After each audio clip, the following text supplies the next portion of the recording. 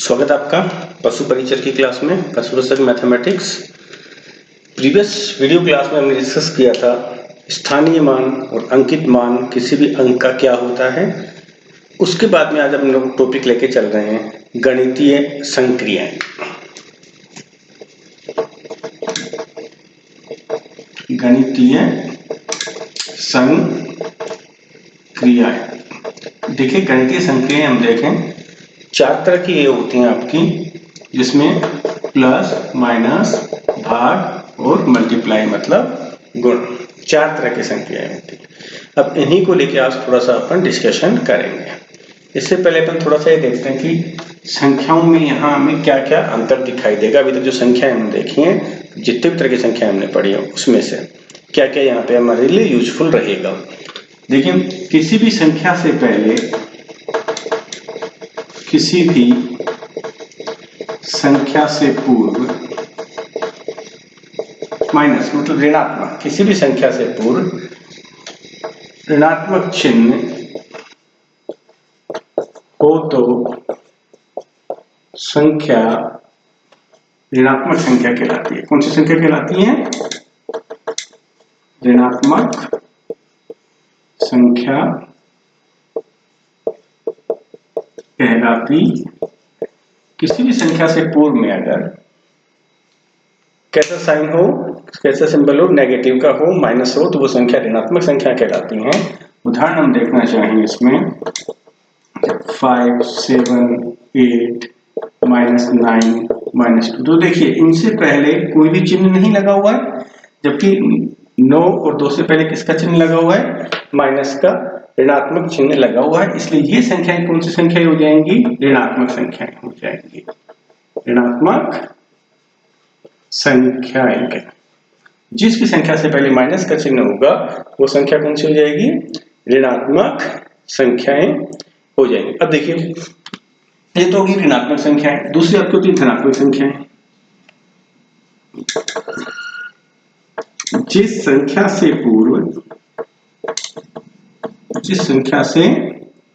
पूर्व प्लस या कोई भी चिन्ह नहीं लगा हो, कोई भी चिन्ह नहीं हो, कौन सी संख्या होगी? धनात्मक संख्या होगी। धनात्मक संख्या होगी जिससे पहले कोई चिन्ह नहीं लगा हुआ है, या मान लीजिए बीच में आ रही तो कौन सा चिन्ह होगा? उसके पहले पूर्व में प्लस का चिन्ह होगा। देखिए पहले ऊपर वाले उदाहरण ले लेते हैं हम। देखिए 5, 7, 8, -9 और -2, प्रीवियस वाला ले रहे हैं एग्जांपल। इसमें 5, 7, 8 से पहले कोई भी चिन्ह नहीं लगा हुआ है। अगर नहीं लगा हुआ है तो भी हम क्या मान के चलेंगे? प्लस है। तो ये कैसी संख्याएं हो जाएंगी? आपकी धनात्मक संख्याएं हो जाएंगी। और अगर माइनस लगा हुआ है तो कौन सी संख्या हो जाएंगी? ऋणात्मक संख्याएं हो जाएंगी। अब धनात्मक और ऋणात्मक का यूज कहां लेंगे, हम क्यों पढ़ रहे हैं इनको? देखिए एक एग्जांपल लिख के इसको हम समझने का प्रयास करते हैं।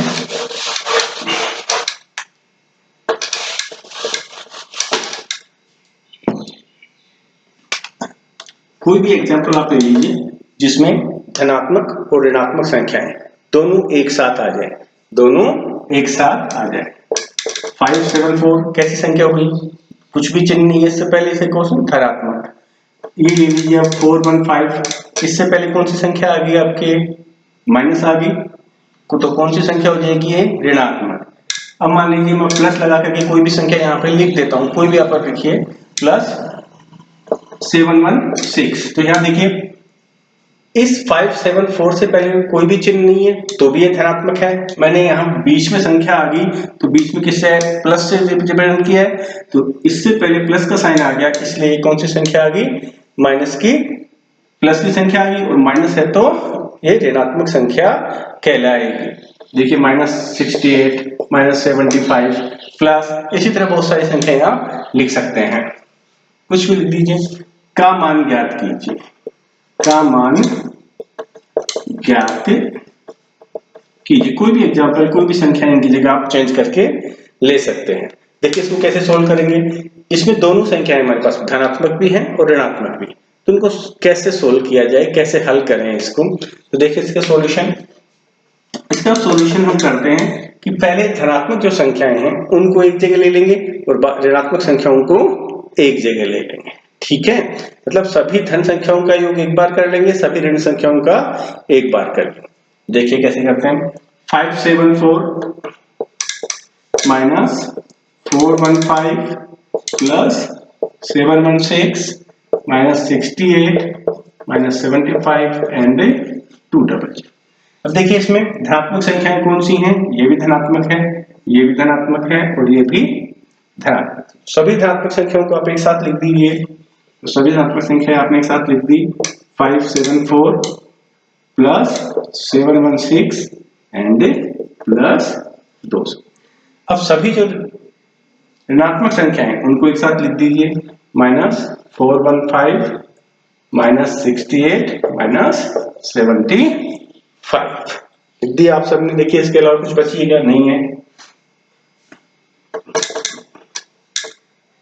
574 प्लस 716 प्लस 200, ये तो कौन सी संख्या होंगी आपकी, धनात्मक संख्या। माइनस कॉमन ले लिया सबने, तो ये माइनस सब कन्वर्ट हो जाएगा, तो ये सारी धनात्मक में चली जाएंगी। प्लस 68 प्लस 75, ये कौन सी संख्याएं हैं, धनात्मक। कौन सी संख्या है ये, धनात्मक संख्या। तो धनात्मक संख्याओं का योग, ये किसको रिप्रेजेंट कर रहा है, धनात्मक संख्याओं का योग। और ये कौन सी संख्या है, ऋणात्मक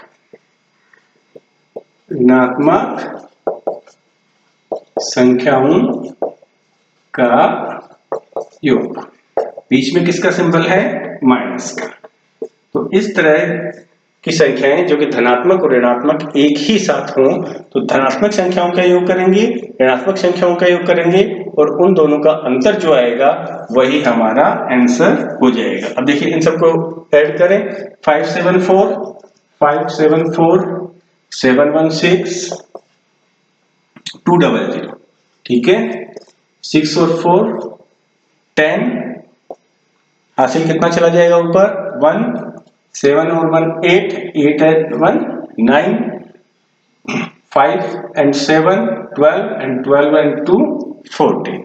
ऐड कर सकते हैं आप, इस तरह से आसानी से ऐड कर सकते हैं। तो ये आपका देखिए टोटल कितना आ गया, जोड़ा तो इनका 1490। ये क्या आ गया, धनात्मक संख्याओं का योग आ गया।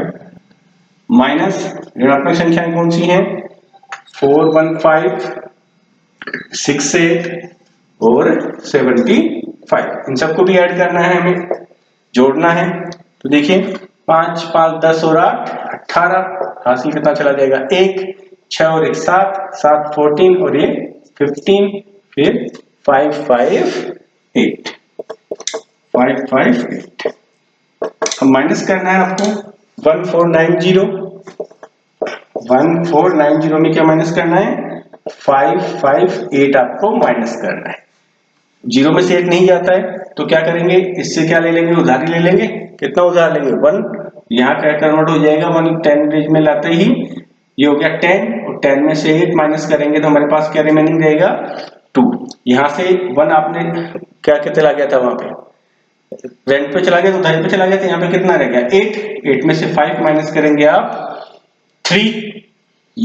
इसने कहां से लेके दिया, यहीं से तो लेके दिया था, तो यहां से भी -1 हो जाएगा, तो 13 में से 5 माइनस करेंगे तो कितना रहेगा हमारे पास, ये तो रह जाएगा, इसके पास कंप्लीट था 9। तो देखिए ये आ जाएगा 932। इसके पास अपने आप में कंप्लीट था, कम होता तब इधर से लेता है। ये इस तरह से धनात्मक और ऋणात्मक जो संख्याएं हैं आपकी, ठीक है, उनको अलग अलग सेपरेट करके माइनस कर दीजिए, उनका अंतर ही क्या हो जाएगा, इसका मान हो जाएगा। देखिए आगे, ये तो हमारी बात होगी संक्रियाओं में प्लस और माइनस की, मतलब घटाना और बढ़ाना, जो भी प्लस माइनस आपका है, एडिशन और सब्ट्रैक्शन। अब बात आती है गुणा की, गुणन अथवा गुणन अथवा गुणन, मल्टीप्लिकेशन।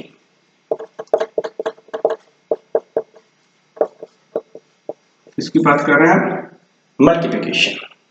देखिए मल्टीप्लिकेशन कैसे होता है।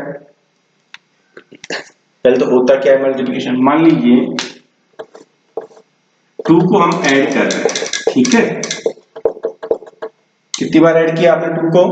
1 2 3 4 5 टाइम्स ऐड कर रहे हैं। कितने टाइम्स ऐड कर रहे हैं? 5 टाइम्स जोड़ रहे हैं। इसका मीनिंग यही हुआ ना, 5 टाइम्स। 5 टाइम्स ऐड करने पे इसका रिजल्ट क्या आ रहा है? 10 आ रहा है। लेकिन मैं इसी को गुणा की फॉर्म में लिखूं तो 2 गुणा हो जाएगा 5 से, रिजल्ट वापस क्या आ जाएगा? 10। तो 2 तो किसको रिप्रेजेंट कर रहा है यहाँ पे? किसको? गुण्य को। इसको क्या बोलते हैं हम? गुण्य, मतलब जिससे अपन गुणा करना है। और ये कितनी बार गुणा होगा? कितनी बार ऐड हुआ ना यहां से, तो किससे? कितनी टाइम्स? तो ये आपका हो जाएगा गुणक। गुणक का मीनिंग क्या हुआ? टाइम्स। कितनी टाइम्स टू रिपीट हो रहा है? कितनी टाइम टू यहाँ है? 5 बार है टू, ठीक है। ऊपर 5 बार ऐड हो रहा है। रिजल्ट को हम कहेंगे गुणनफल। गुणनफल। तो 2 हो गया गुण्य, 5 हो गया गुणक, और रिजल्ट जो आ रहा है वो हो गया आपका गुणनफल। इन दोनों को अगर एक साथ अपन रिप्रेजेंट करना चाहेंगे, इन दोनों को एक साथ क्या लिखेंगे? तो ये आपका कहलाता है गुणनफल। गुणनफल, ये क्या हो गया? गुणनफल। इसी तरह देखिए हम लिखें 3 गुणा 5, रिजल्ट क्या आ गया? 15। 3 तो क्या हो गया यहाँ पे? गुण्य। 5 क्या हो गया? गुणक। और ये क्या हो गया? गुणनफल। तो आपसे पूछा जाए, सिंपल सा लॉजिक लगा करके आप गुण्य, गुणक और गुणनफल लिख सकते हैं। और इन दोनों को कंबाइंड में क्या लिखेंगे? गुणनखंड। तो गुणनखंड कैसे निकालते हैं इससे पता लग जाएगा आपको। जितना मल्टीप्लिकेशन है उसके अकॉर्डिंग उसका क्या करते हैं? गुणनखंड भी फाइंड आउट। देखिए आगे, ये तो हो गया गुण्य, गुणक, गुणनफल। इसी में मान लीजिए नोट डालिए एक छोटा सा। गुणनखंड आपको पता चल गया क्या है। तो अगर हम कहें कि कोई गुणनखंड 0 आ जाए, तो यदि एक भी गुणनखंड शून्य हो जाएगा तो गुणनफल भी क्या हो जाएगा? शून्य हो जाएगा। यदि एक गुणनखंड पता आपको क्या होता है? गुण्य और गुणक का गुणा, ठीक है, दोनों का समलेख। तो यदि एक गुणनखंड शून्य हो तो गुणनफल भी शून्य होगा। ये आपको पहले से पता होगा, क्योंकि किसी भी मल्टीप्लिकेशन में 0 को मल्टीप्लाई करेंगे तो सबको किस में कन्वर्ट कर देता है? 0 में कन्वर्ट कर देता है। अब बात करते हैं हम भाग, डिवीजन की। डिवीजन क्या होता है?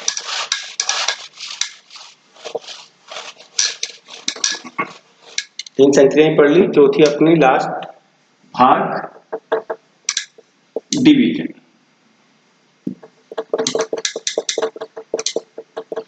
देखिए डिवीजन को किससे रिप्रेजेंट करते हैं? सिंबल क्या होता है डिवीजन का? इस तरह का सिंबल। इसका मीनिंग हो गया आपके पास कि ये डिवीजन है और भाग का है, ठीक है। अब किसी में भी मान लीजिए 2 7 3, इसमें कितने का डिवाइड करें हम? 3 का दें। How many times? 9 टाइम्स 27, ठीक है। 3 1 टाइम्स, कंप्लीट हो गया, ठीक है।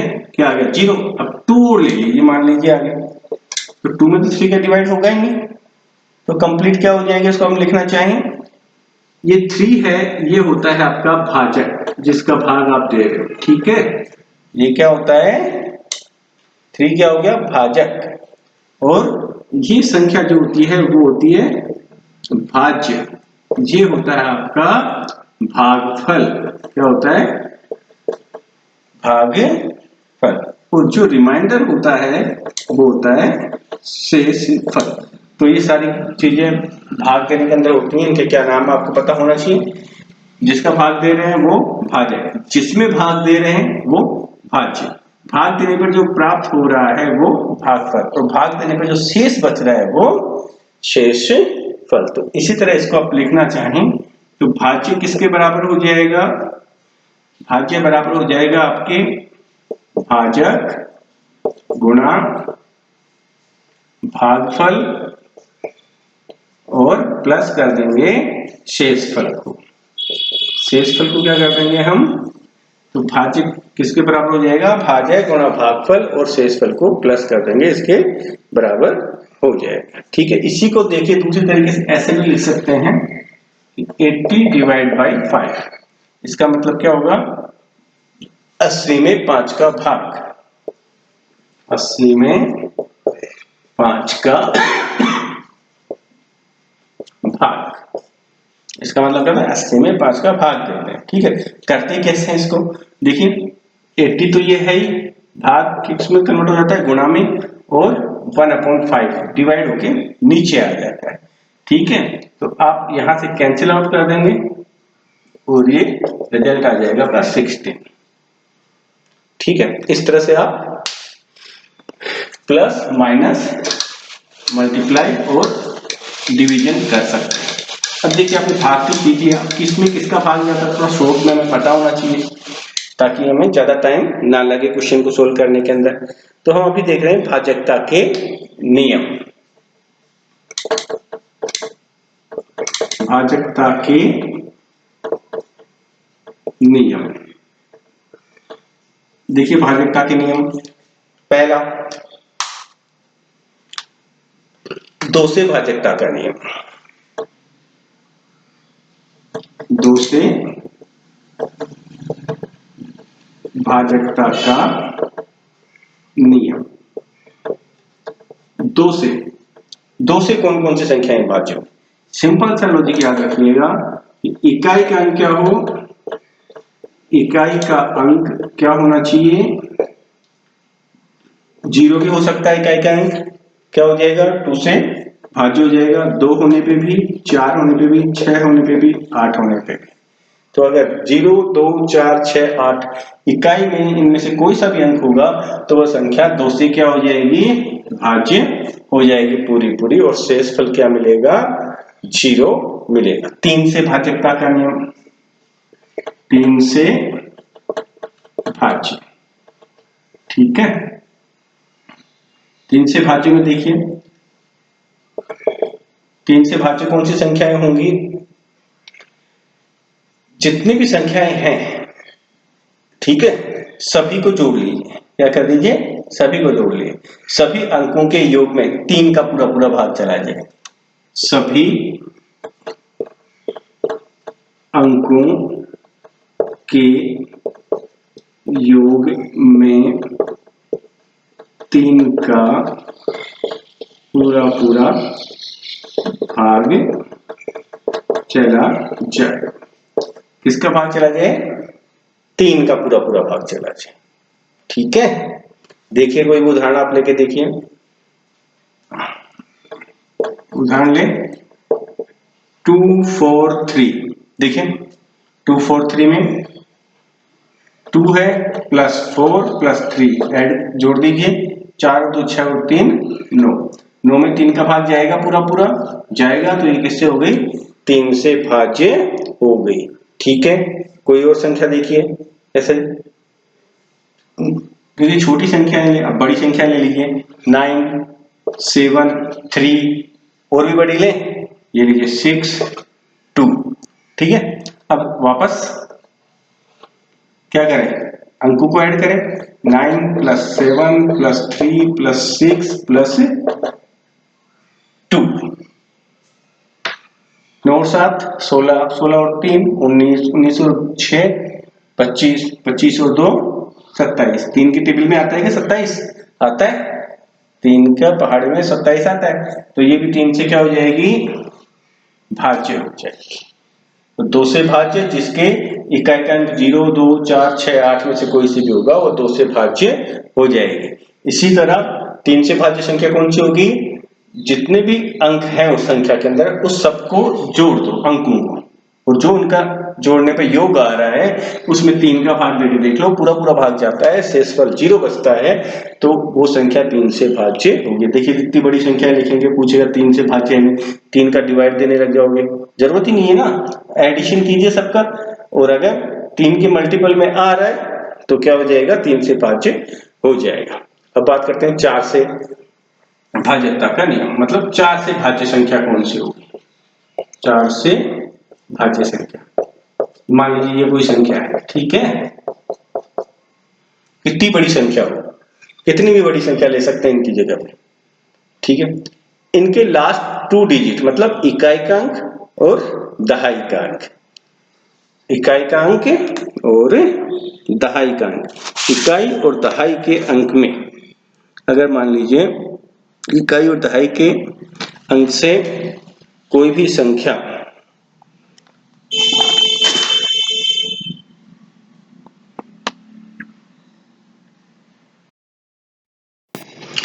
इस तरह 4 से कौन कौन सी संख्या भाज्य होंगी? इकाई व दहाई, इकाई व दहाई से मिलकर जो संख्या बनी है वो 4 से भाज्य होनी चाहिए। इकाई व दहाई के अंक से मिलकर बनी संख्या 4 से भाज्य हो। इकाई व दहाई के अंक से मिलकर बनी संख्या क्या हो? 4 से भाज्य हो, तो एक कंप्लीट संख्या भी क्या हो जाएगी? 4 से भाज्य हो जाएगी। कोई भी एग्जांपल ले लीजिए, देखिए एग्जांपल उदाहरण 256 256, लास्ट के दो इकाई और दहाई के अंक कितने हैं? यहाँ पे 56 है, 56 में 4 का भाग देंगे कितनी बार जाएगा? 14 पूरा जा रहा है, तो ये भी क्या हो जाएगी? 4 से भाज्य हो जाएगी। क्या हो जाएगी? 4 से। तो छोटी संख्या की मान लीजिए, वैसे भी आप दे सकते थे, इसकी जगह मान लीजिए कुछ बड़ी संख्या लिखते हैं अपन, कुछ भी, लास्ट की बस 2 डिजिट का ध्यान रखिएगा कि लास्ट के 2 डिजिट है इकाई और दहाई वाली, उनमें किसका भाग जाना चाहिए? 4 का भाग जाना चाहिए। बाकी कितनी ही बड़ी संख्या आ जाए हमें कुछ ज्यादा करना नहीं है। देखिए 3 अंकीय भी लिखी अपन ने, 3 अंकीय अपन ने भी कुछ लिख ली, और बड़ी संख्या बना लो, और भी चाहो तो और बड़ी लिख लो, ठीक है, हमें कुछ मतलब नहीं है, हमें मतलब है लास्ट के 2 डिजिट से इकाई और दहाई के स्थान पर मिलकर जो अंक बन रहा है, तो कितना हुआ यहाँ पे? 84, 84 में 4 का भाग दे दीजिए, पूरा पूरा जा रहा है, तो ये संख्या भी क्या हो जाएगी? 4 से भाज्य हो जाएगी। क्या हो जाएगी? 4 से भाज्य। तो लास्ट के 2 नंबरों से मिलकर, लास्ट के दो डिजिट हैं, 2 अंक हैं, उनसे मिलकर जो संख्या बन रही है वो अगर 4 से भाज्य है पूरी तरह, तो एक पूरी संख्या भी क्या होगी? 4 से भाज्य होगी। नेक्स्ट देखिए,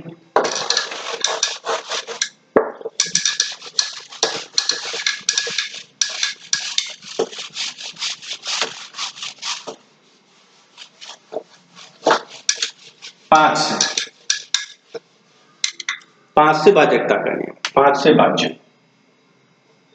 5 से भाज्य बहुत सिंपल है। 5 से भाज्य, 5 से भाज्य संख्या कौन सी होगी?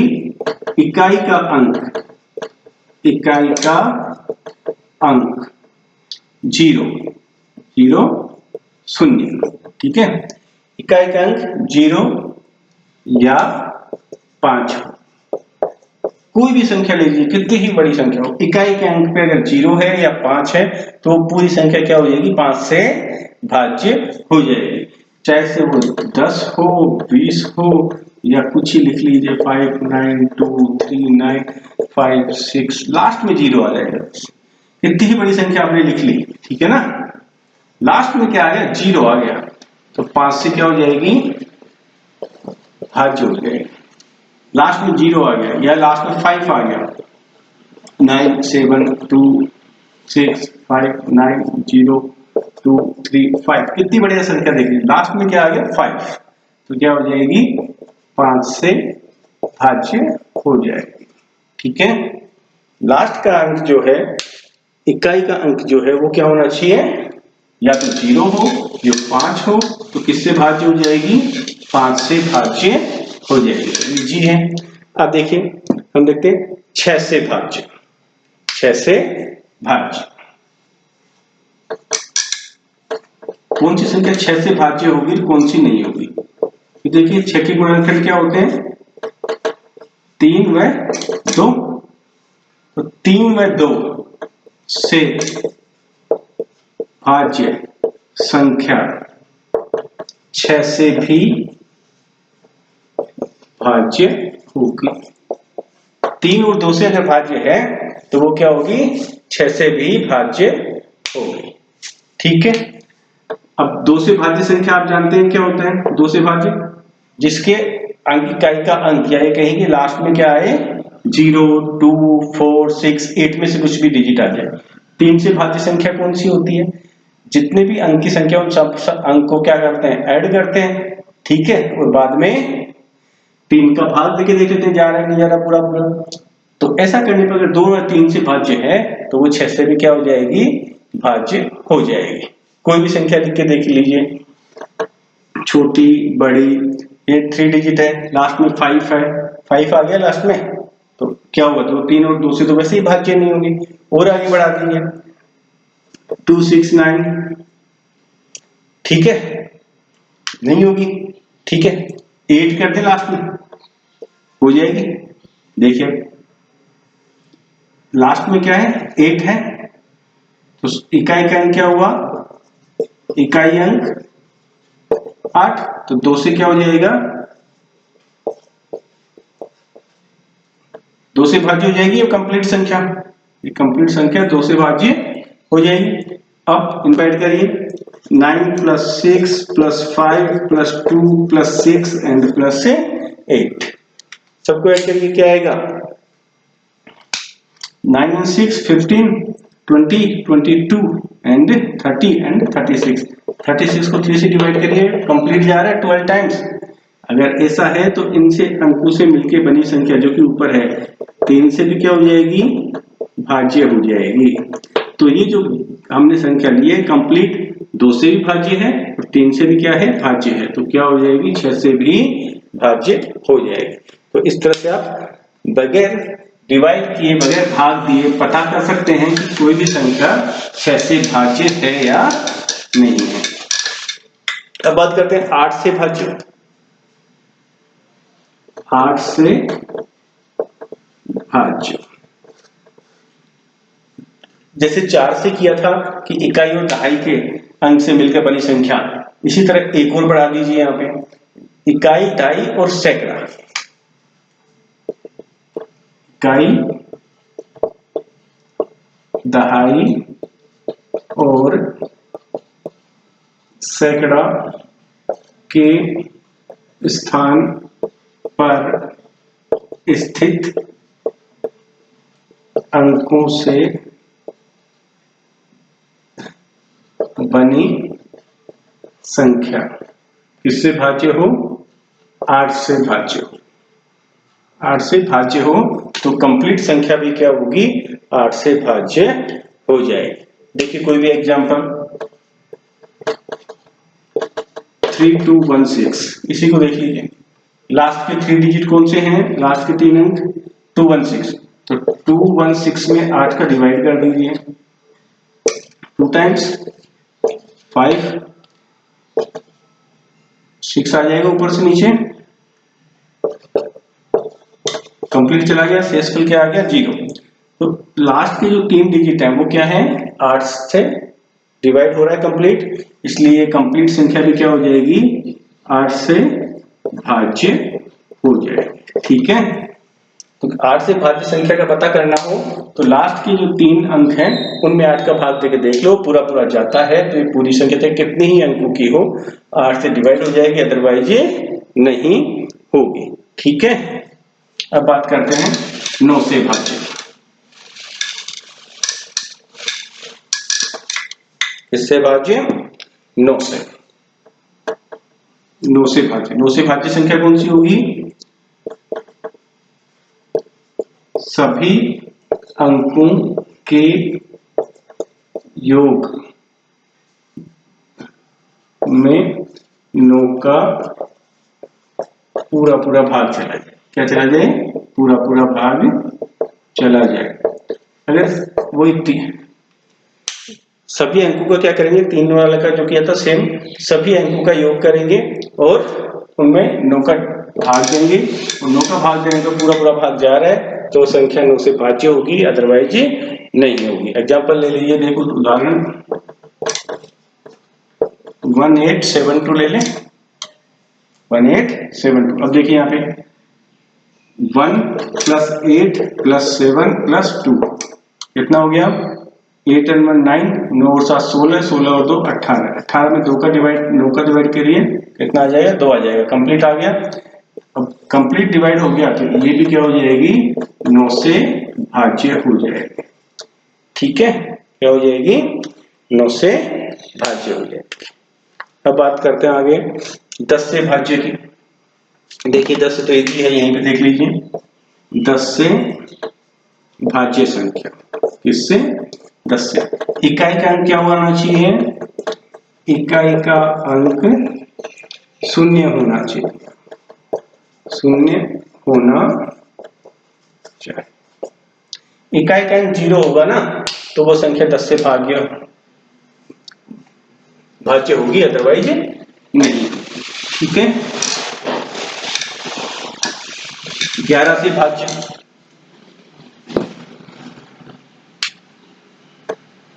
11 से भाज्य संख्या कौन सी होगी? देखिए 11 से भाज्य संख्या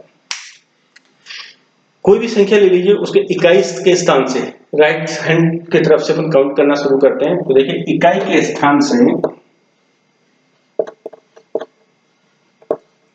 इकाई का स्थान राइट हैंड साइड से फर्स्ट टाइम इकाई के स्थान से प्रारंभ करते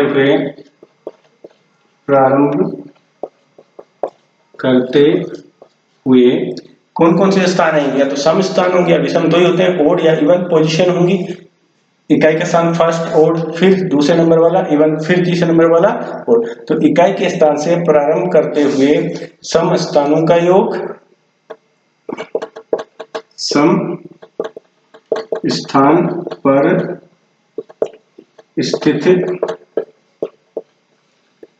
अंकों का योग और विषम स्थान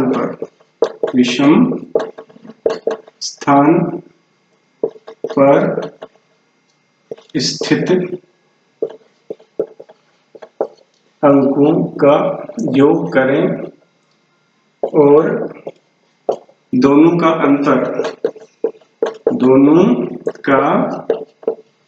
अंतर सम स्थान पर जितने भी अंक हैं उन सबका क्या कर लिया? योग कर लिया। विषम स्थान पर जितने भी अंक हैं उन सबका क्या कर लिया? योग कर लिया। और दोनों का अंतर निकाल लिया। दोनों के अंतर का मतलब दोनों का माइनस कर दिया। वो क्या आए? 0 या 11 का 0 हो या 11 का मल्टीपल हो, 11 का गुणक हो, 11 का गुणक हो, तो वो संख्या किससे भाज्य होगी? 11 से भाज्य होगी। जैसे अपन लेते हैं 1 2 6 5 उदाहरण के तौर पर। ठीक है, 1 2 6 5। अब देखिए पहले स्थान, दूसरा स्थान, तीसरा स्थान और चौथा स्थान। तो सम स्थानों पर स्थित अंकों का योग, सम स्थानों पर स्थित अंकों का योग। सम स्थान पर कौन कौन से हैं? 6 है और 1 है। 1 2 3 4। तो दूसरा स्थान और चौथा स्थान सम स्थान हो गया। तो दूसरा स्थान और ये चौथा स्थान कितना आ गया? 7 आ गया। ठीक है, फिर विषम स्थानों पर स्थित अंकों का योग। विषम स्थान कौन से? पहला और तीसरा। तो पहले पे तो 5 है और तीसरे पे क्या है? 2 है, 7। और दोनों का अंतर का मतलब माइनस करना। तो 7 - 7 क्या आ गया? 0 आ गया। 0 आ गया ना, 0 आ गया। तो ये संख्या क्या कह सकते हैं? 11 से क्या है? भाज्य है। ये संख्या क्या है? 11 से भाज्य। तो ये था आपका भाजकता का नियम कि किसी भी संख्या को 2 से, 3 से, 4 से, 6 से, 8 से, 9 से, 10 से और 11 से अगर वो भाज्य है तो हम कैसे पता लगाएं उसमें बगैर भाग दिए। तो इन सबको नियमों को हमें ध्यान में रखना होगा। हम 1 मिनट में क्वेश्चन को सॉल्व कर देंगे। एक नियम है बोर्ड मास का नियम, बोर्ड देख लीजिए, बोर्ड मास नियम। कौन सा नियम? बोर्ड मास नियम।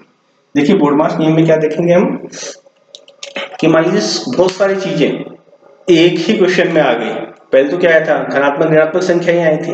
अब यहाँ गुणा भी आ गया, भाग भी आ गया, ऋणात्मक संख्या भी आ गई, धनात्मक संख्या भी आ गई और ब्रैकेट भी आ गया, ये सब कुछ आ गया। तो इसको कैसे सोल्व करेंगे? ठीक है, तो सबसे पहले देखिए ऐसी संख्या में बी को चूज करेंगे कि ब्रैकेट है क्या। ब्रैकेट का मतलब कोष्ठक, ब्रैकेट का मतलब कोष्ठक है क्या। ऑफ, ऑफ का मतलब का, डी का मतलब डिवाइड, डिवाइड का मतलब भाग, डिवाइड का मतलब भाग, और एम का मतलब मल्टीप्लिकेशन मतलब गुणा, ए का एडिशन जोड़, और एस का मतलब सब्ट्रैक्शन मतलब माइनस बाकी।